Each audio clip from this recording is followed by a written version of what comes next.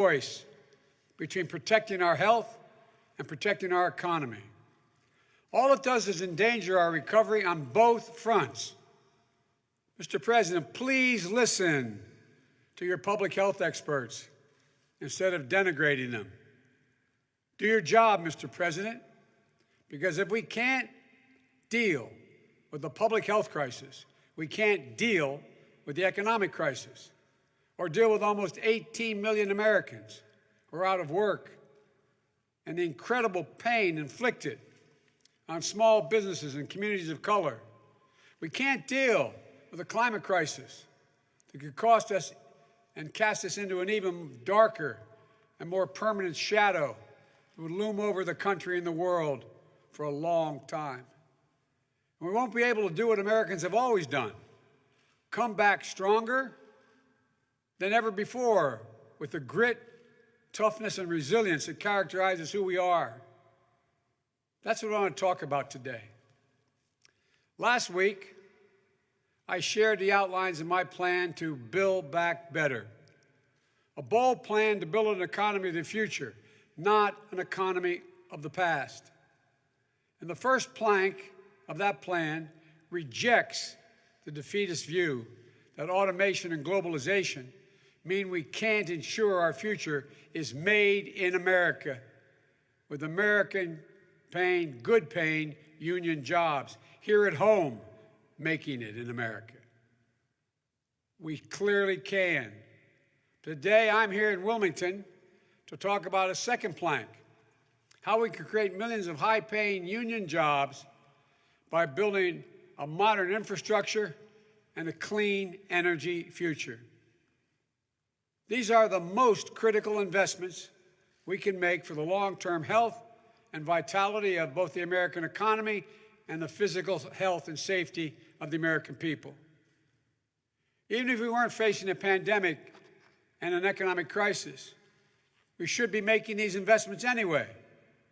1 in 5 miles of our highways are still in, quote, poor condition, according to the American engineers. Tens of thousands of bridges are in disrepair and some on the verge of collapse, presenting a clear and present danger to people's lives. Tens of millions of Americans lack access to high-speed broadband. To get our people to work and our kids to school safely, to get our kids to market swiftly, to power a clean energy revolution in this country, we need to modernize America's infrastructure. Despite this overwhelming need, this president and the Republican Congress have simply failed to act. There's no other way of saying it. To continue to break the promises they've made to the American people. Donald Trump promised a big infrastructure bill when he ran in 2016. He promised it again in 2017, and then in 2018, and again in 2019. And now he's promising one again. Seems like every few weeks, when he needs a distraction from the latest charges of corruption in his staff or the conviction of high-ranking members of administration and political apparatus, the White House announces, quote, it's infrastructure week. How many times have you heard him say that? But he's never delivered. He's never really even tried. Well, I know how to get it done. In 2009, President Obama and I inherited an economy in free fall, and we prevented another Great Depression. We enacted the largest infrastructure plan since President Eisenhower's interstate highway system, not only creating good-paying jobs, but improving the safety and security of people on our roads. We made the largest investment in clean energy in history of the United States of America, $90 billion. And it put us on a path toward a thriving, clean energy economy, powering new economic growth, and reducing energy cost. Here we are now with an economy in crisis, but with an incredible opportunity, not just to build back to where we were before, but better, stronger, more resilient, and more prepared for the challenges that lie ahead. And there's no more consequential challenge that we must meet in the next decade than the onrushing climate crisis. Left unchecked, it is literally an existential threat to the health of our planet and to our very survival. That's not up for dispute, Mr. President. When Donald Trump thinks about climate change, the only word he can muster is hoax. When I think about climate change, the word I think of is jobs. Good paying, union jobs that have put Americans to work, making the air cleaner for our kids to breathe, restoring our crumbling roads and bridges and ports, making it faster, cheaper, and cleaner to transport American-made goods all across the country and around the world. Jobs. Jobs to build and install a network of 500,000 charging stations along our existing and new highways that we've built across this country, which not only will help America and the American automobile industry lead the world in manufacturing with electric vehicles, it will also save Americans billions of dollars over time in the cost of gasoline for their vehicles. Jobs that lay the lines for the second great railroad revolution, which will not only slash pollution, will slash commute times and open up investment in areas connected to metropolitan centers for the first time. When Donald Trump thinks about renewable energy, he sees windmills somehow causing cancer. When I think about these windmills, I see American manufacturing, American workers racing to dominate the global market. I see the steel that will be needed for those windmill platforms, towers, and ladders that can be made in small manufacturers like the McGregor Industries. I was up in Scranton last week. I see the union-trained and certified men and women who will manufacture and install it all. I see the ports that will come back to life, the longshoremen, the shipbuilders, the communities they support. When Donald Trump talks about improving efficiency by retrofitting lighting systems with LED bulbs, remember what he said? He said he doesn't like LED because, quote, the light's no good. I always look orange, end of quote. The light's no good. I always look orange. When I think about energy retrofitting for lighting, I see the incredible projects like the one right here in the Chase Center. I see small businesses like Preferred Electric that design and install award-winning energy conservation measures, reduce consumption of electricity, and save businesses hundreds of thousands of dollars in energy costs per year. I see master electricians and union workers going through union apprenticeships who start off good wages and quality benefits that only grow from there. These investments are a win-win-win for this country, creating jobs, cutting energy costs, protecting our climate. That's why today I'm releasing my plan to mobilize millions of jobs by building sustainable infrastructure and an equitable clean energy future.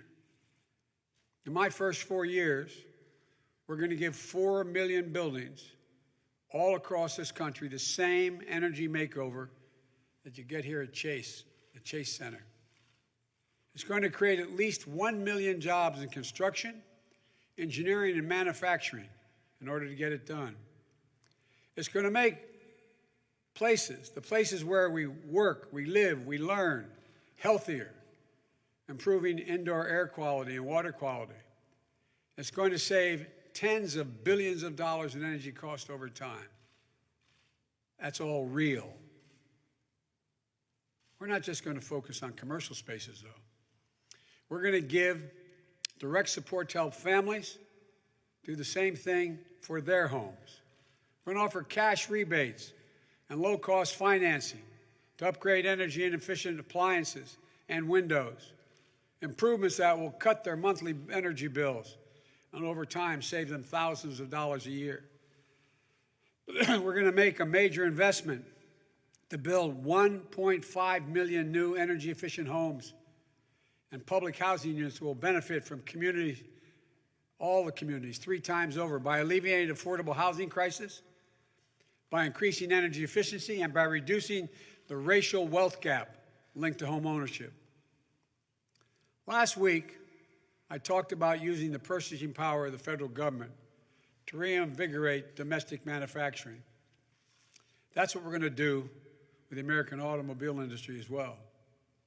The United States owns and maintains an enormous fleet of vehicles. And we're going to convert these government fleets to electric vehicles, made and sourced right here in the United States of America, with the government providing the demand and the grants to retool factories that are struggling to compete. The U.S. auto industry and its deep bench of suppliers will step up, expanding capacity so that the United States, not China, leads the world in clean vehicle production. We're going to make it easier for American consumers to switch to electric vehicles as well, not only by building 500,000 charging stations, but by offering rebates and incentives to swap older, fuel-efficient vehicles for new, clean, made-in-America vehicles, saving hundreds of billions of barrels, millions of barrels of oil on an annual basis. Together, this will mean 1 million new, good-paying jobs in the automobile industry, its supply chain, and the associated infrastructure needed to get it done. We also know that transforming the American electrical sector to produce power without producing carbon pollution and electrifying an increased share of our economy will be the greatest spurring of job creation and economic competitiveness in the 21st century. That's why we're going to achieve a carbon pollution-free electric sector by the year 2035. We need to get to work on it right away. We'll need the scientists at the national labs, the land-grant universities, the HBCUs, to improve and innovate technologies needed to generate, store, and transmit this clean energy. We need the engineers to design them, the workers to manufacture them. We need iron workers and welders to install them. We'll become the world's largest exporter of these technologies, creating even more jobs. We know how to do this. Our administration rescued the auto industry and helped it retool, made solar energy the same cost as traditional energy, weatherized more than 1 million homes, and we'll do it again, but this time bigger and faster and smarter. And as we do this work, we need to be mindful of the historical wrongs and the damage that American industries have done in the 20th century, inflicting environmental harm on the poor and vulnerable communities, so often Black and brown and Native American communities. Polluted air, polluted water, toxins raining down from communities that bore the environmental and health burdens but shared none of the profits. Growing up, breathing that in every day, it's poison. And it's partly why there are such incredible rates of childhood asthma in Black and brown communities. Why Black Americans are almost 3 times more likely to die of asthma-related causes than white Americans. It's Cancer Alley in St. James Parish in Louisiana. And it's the cancer-causing clusters along Route 9 right here in Delaware. And that's why today I'm also releasing a State of the Environment Justice policies that build on my existing plan.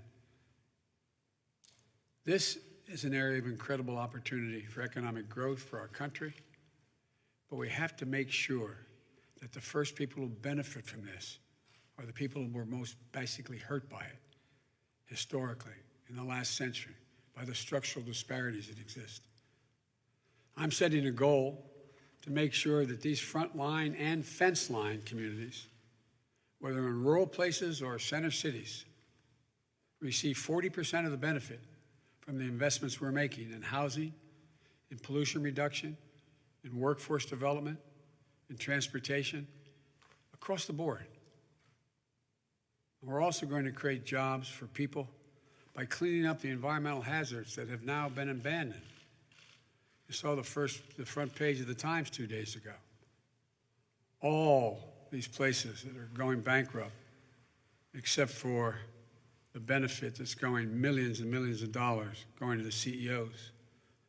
More than 250,000 jobs right away to do things like plugging millions of abandoned oil and gas wells that exist all across the country, posing daily threats to the health and safety of our communities.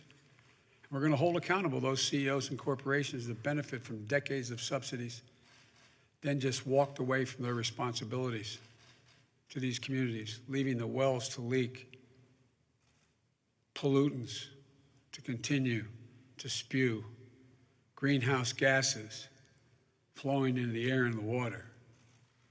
We're not only going to repeal those subsidies, we're going to go after those golden parachutes the CEOs gave themselves before declaring bankruptcy to make sure that workers receive the benefits and retirement they were promised. Let's create new markets for our family farmers and our ranchers, a new modern-day civilian climate corps to heal our public lands, to make us less vulnerable to wildfires and floods. Look, these aren't pie-in-the-sky dreams. These are actionable policies that we can get to work on right away.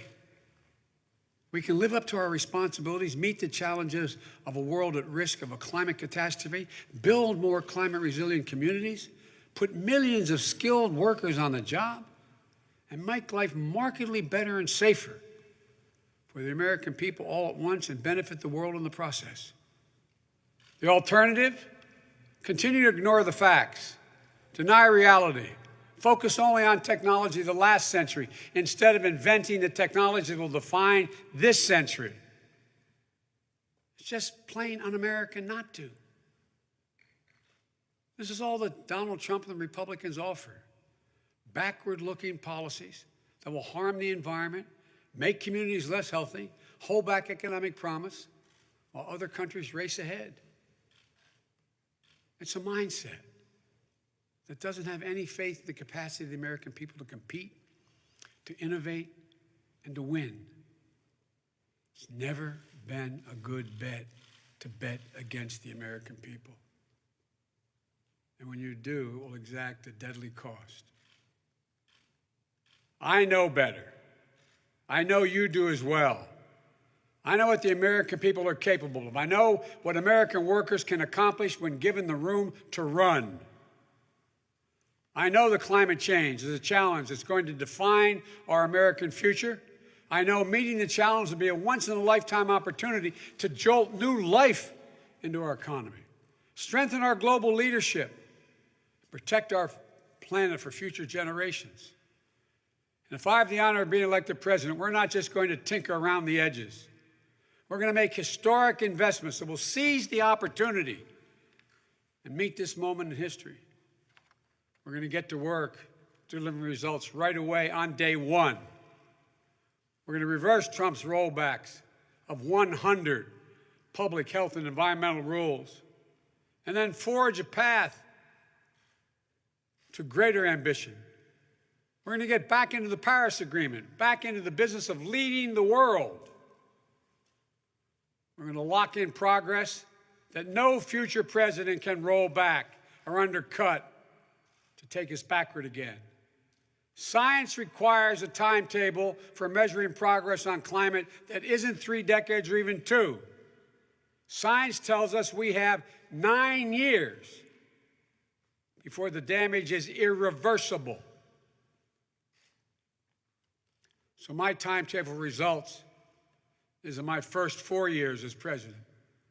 The jobs we'll create, the investments we'll make, and the irreversible steps we'll take to mitigate and adapt to the climate change and put our nation on the road to net zero emissions no later than 2050. So let's not waste any more time. Let's get to work now. Now. Thank you. Mr. Vice President, time for a few questions.